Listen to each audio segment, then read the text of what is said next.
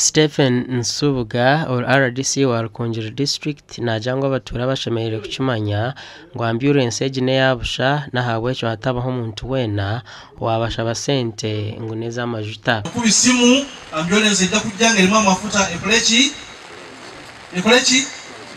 kutwale nange nkikatiriza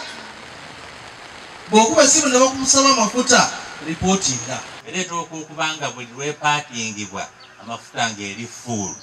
so teriyo kusaba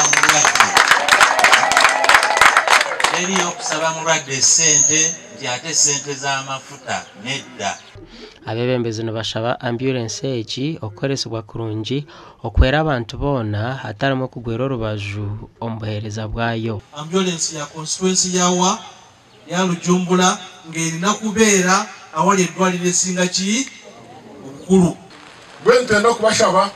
making sure ngwa a very good coordination and mutukwere call center